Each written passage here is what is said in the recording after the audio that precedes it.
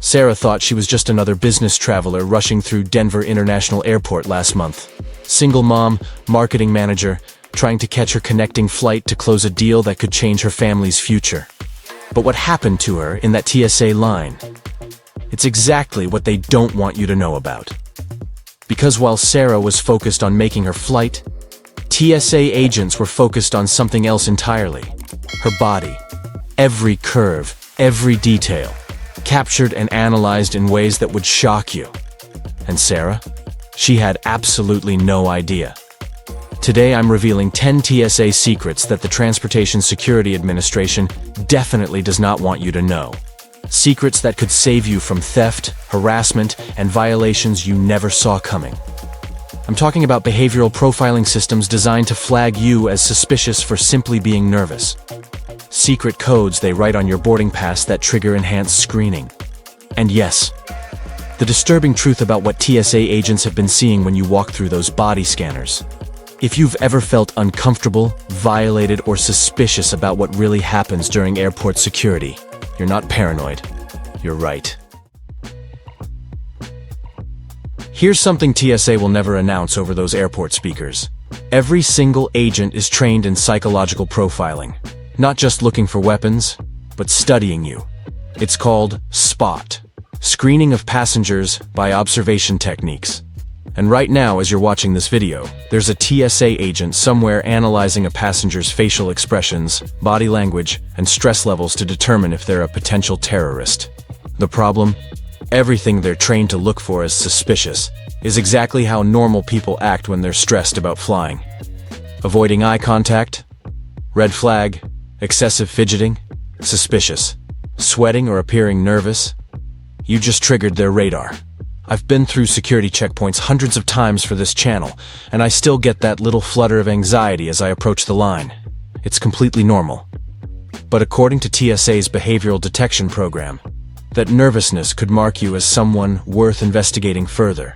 And here's what's really unsettling. The agents watching you aren't psychologists or trained behavioral experts. They're often entry-level employees who completed a brief training course on spotting suspicious behavior. Yet they're making judgment calls that could completely derail your travel experience. The psychological manipulation goes even deeper. TSA agents are taught to engage you in casual conversation while observing your responses. That friendly, "Where are you headed today?" isn't small talk. They're analyzing your voice patterns, looking for inconsistencies, and gauging your stress response to seemingly innocent questions. What makes this particularly problematic is the built-in bias. Studies have shown that behavioral profiling systems disproportionately target certain demographics while missing actual threats. You could be flagged simply because you don't fit their profile of a normal traveler. Let me ask you something. Have you ever looked closely at your boarding pass after a TSA agent hands it back? Because if you knew what some of those marks meant, you'd never look at airport security the same way again. TSA agents use discrete coding systems to communicate with each other about passengers they consider noteworthy. Sometimes it's innocent, a timestamp or agent initials, but sometimes it's something much more significant. The code that should terrify every traveler. SSS. Secondary Security Screening Selection. If you see these 3 letters printed on your boarding pass, or if an agent adds them while checking your ID, you've just been marked for what the TSA euphemistically calls additional screening. But here's what they don't tell you about what that really means. You're about to become the starring role in TSA theater. Enhanced questioning that feels uncomfortably close to interrogation. They'll ask where you're traveling, why you're going, how long you'll stay, who packed your bags, whether your luggage has been out of your sight. The questions aren't random. They're designed to catch inconsistencies and gauge your stress response. But the questioning is just the beginning. Physical pat-downs that go far beyond a simple security check. Explosive residue testing that involves swabbing your belongings and your hands. Complete emptying and examination of your carry-on luggage, with each item scrutinized individually. And here's the kicker. You can be selected for SSS completely at random, or for reasons as mundane as booking a last-minute flight or traveling on a one-way ticket. International travel, especially to certain countries, almost guarantees you'll see those three letters. The psychological impact is intentional. TSA wants that enhanced screening to feel invasive and uncomfortable because it serves as a deterrent. But for innocent travelers, it's nothing more than a security theater designed to make everyone else feel safer while you're being treated like a potential terrorist. Remember Sarah from the beginning? While she was worried about making her connecting flight, TSA agents might have been discussing her in ways that would make your skin crawl. In 2019, investigative reporters discovered something that exposed TSA culture in the most disturbing way possible. A private Facebook group called TSA Break Room, with over 18,000 current and former TSA employees. And what they found inside was absolutely disgusting. Agents sharing inappropriate photos of passengers, mocking travelers with derogatory terms, making crude comments about attractive passengers walking through security lines. Some posts went beyond inappropriate workplace humor into territory that wished actual harm on travelers. But it gets worse. TSA agents have their own coded language for discussing passengers in real time while you're going through security. They might have nicknames for attractive travelers, coded terms for passengers they find annoying, and ways of communicating about people they want their coworkers to pay special attention to. Think about that for a moment. While you're focused on following their instructions, removing your shoes, and getting through security quickly, they might be having conversations about your appearance, your behavior, or your belongings that would horrify you if you knew what they were saying. This isn't just unprofessional. It's a fundamental violation of the trust we place in security personnel. When you're at your most vulnerable, following their commands and submitting to their authority, some agents are treating the entire process like entertainment. The Facebook group was eventually shut down after public outcry, but the culture that created it didn't disappear. It just went deeper underground. And this brings us to an even more serious violation of trust. Sarah's story gets worse. While she was distracted by removing her laptop, shoes, and jacket, her wedding ring disappeared from the security bin. Gone. Just gone. Security bins are basically criminal playgrounds, and here's why. The items that go into bins first come out of the scanner first. They sit unattended on the other side of security for the longest time, creating perfect opportunities for theft.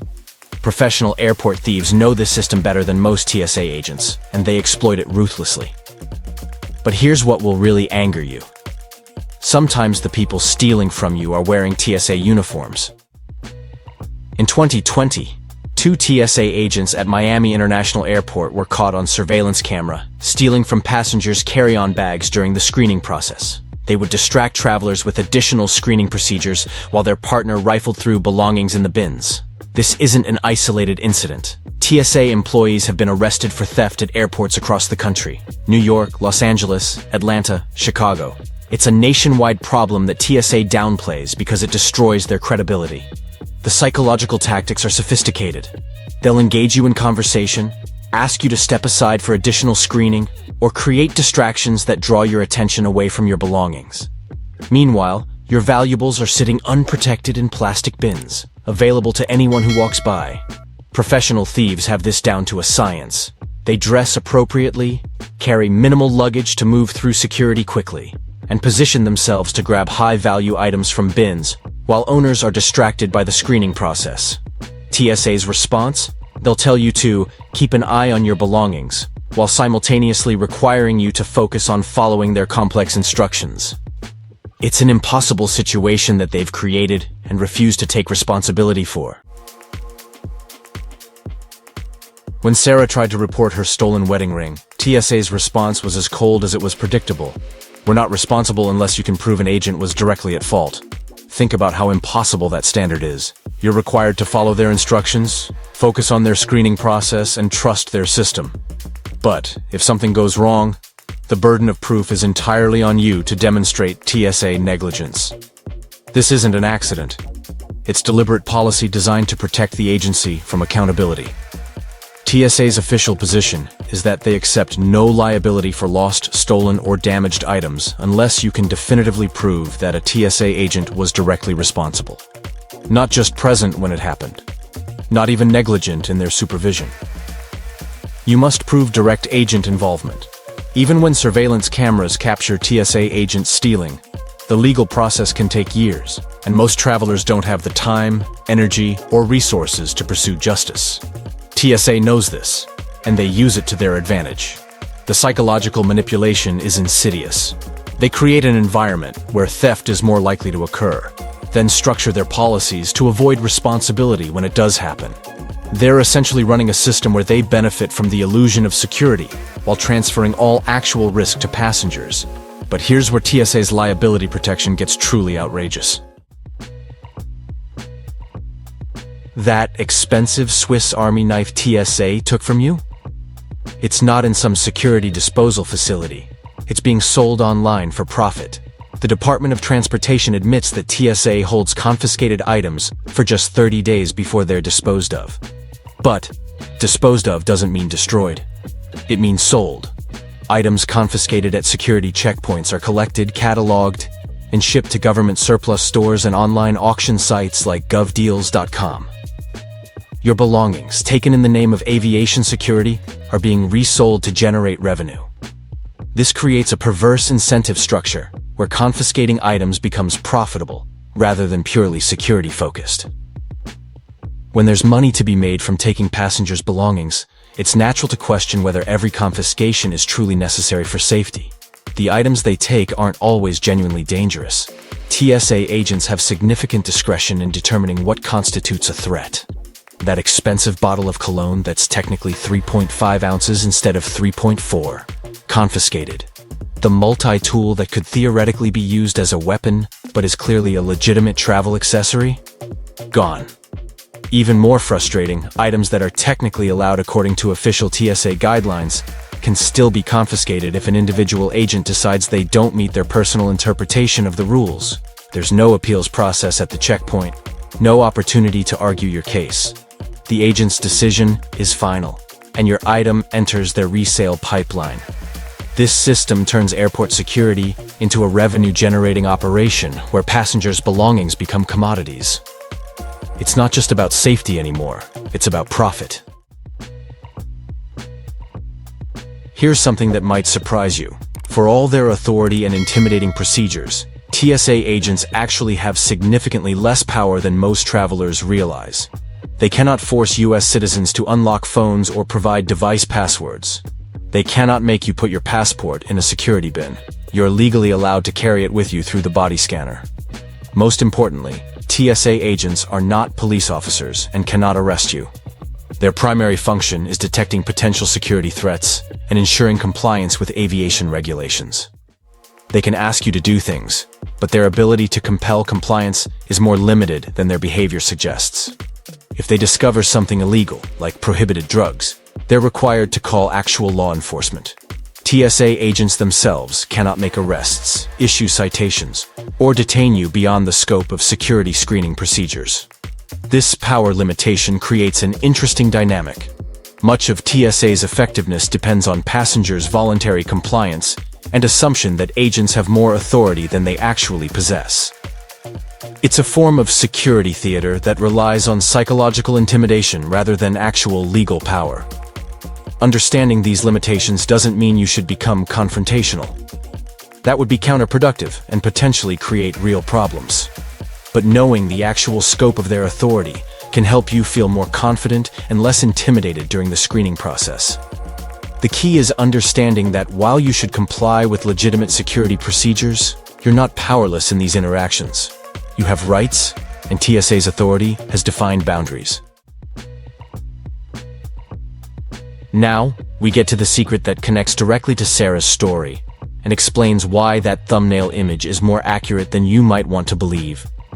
Before 2013, when you walked through a TSA body scanner, agents weren't seeing a generic outline of your body. They were seeing you. All of you.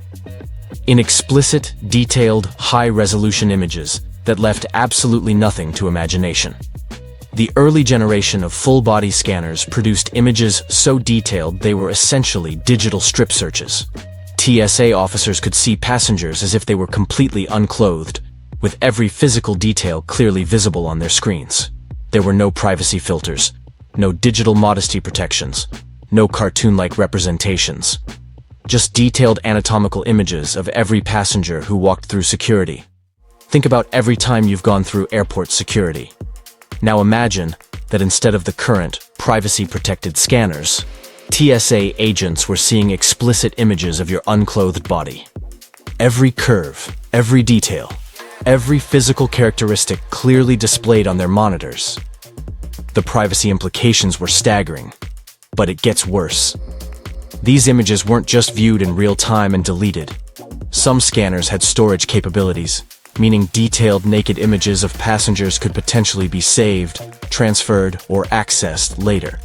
When privacy advocates raised concerns about these invasive scanners, TSA's initial response was dismissive. They claimed the technology was necessary for security and that proper protocols would prevent misuse. But how do you prevent misuse of a system that's inherently invasive? The public outcry eventually forced TSA to upgrade their scanner technology. The current generation uses advanced software to produce generic cartoon-like outlines that detect potential threats without revealing intimate body details. But here's the disturbing reality. For years, millions of passengers went through security unknowingly submitting to digital strip searches. TSA agents saw explicit images of countless travelers who had no idea what was being revealed. Sarah's feeling of violation wasn't just emotional. It was based on a very real privacy invasion that TSA kept quiet for as long as possible. Even with improved scanner technology, physical pat-downs are still part of TSA procedures. And most passengers don't realize they have significant rights during these searches that agents aren't eager to explain. If you're selected for a pat-down, you have the right to request a private screening area instead of being searched in public view. This isn't just about dignity. It's about preventing the humiliation of having other passengers watch while you're being physically examined. You can request that an officer of the same gender conduct the search.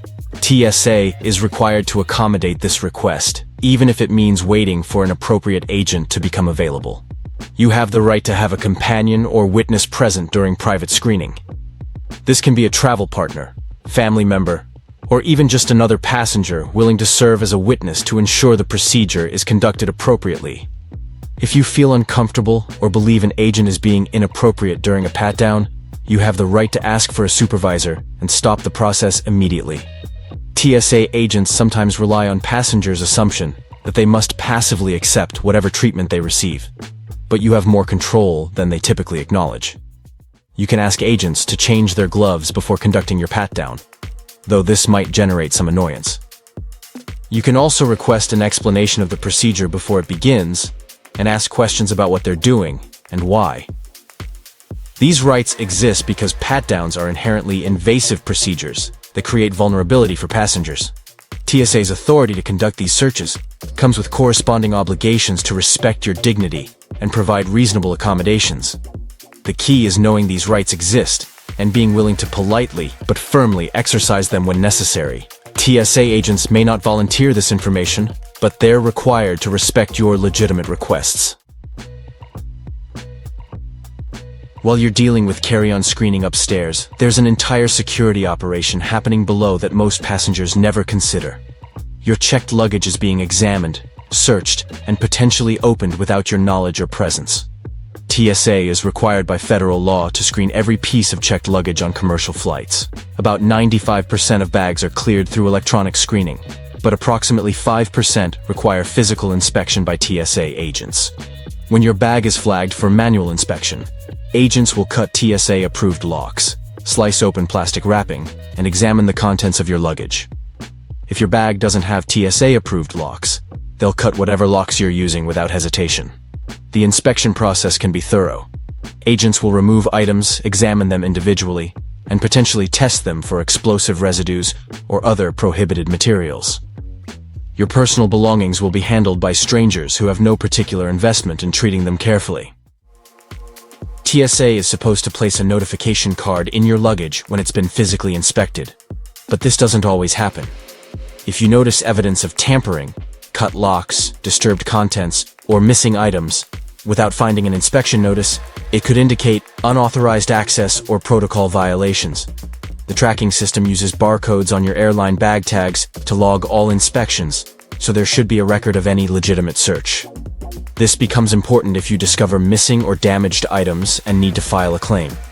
What's particularly concerning is that your checked luggage is completely out of your control once you hand it over. You can't monitor the inspection process, ensure your belongings are handled appropriately, or verify that everything is returned to your bag after screening.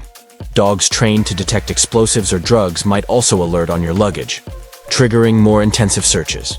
If you've been around environments where these substances might be present, even legally, residue on your belongings or luggage could cause complications. The entire checked baggage screening process operates in an environment where you have no visibility, no control, and limited recourse if something goes wrong. Remember Sarah? After learning these secrets, she filed a formal complaint, demanded surveillance footage review, and eventually received acknowledgement that proper protocols weren't followed during her screening. More importantly, she never travels unprepared anymore. Here's your action plan for safer, smarter travel. Use a jacket with secure zippered pockets for valuables instead of putting everything in separate bins. Keep your phone, wallet, watch, and passport together and concealed during screening. Check your boarding pass carefully for any unusual marks or codes, especially SSS. If you see secondary screening indicators, mentally prepare for additional time and procedures. Know your rights during pat-downs and don't hesitate to request private screening, same-gender officers, or witnesses if needed. For checked luggage, use TSA-approved locks, photograph valuable items before packing, and always inspect your bag contents when you arrive at your destination. Document everything. If you notice suspicious behavior, missing items, or protocol violations, report them immediately and get documentation. The most important thing you can do is subscribe to this channel and hit the notification bell, because I'm constantly uncovering travel industry secrets that could save you money, time, and frustration. Speaking of secrets, wait until you see what I discovered about airline pricing algorithms. They're not just adjusting fares based on demand. They're using your personal browsing data, location information, and even the device you're using to manipulate prices specifically for you. That video drops next week, and it's going to change how you book flights forever. Sarah's story had a resolution, but millions of travelers are still vulnerable to the system I've exposed today. Share this video with anyone who flies, because knowledge is the only real protection we have against an industry that profits from keeping us in the dark.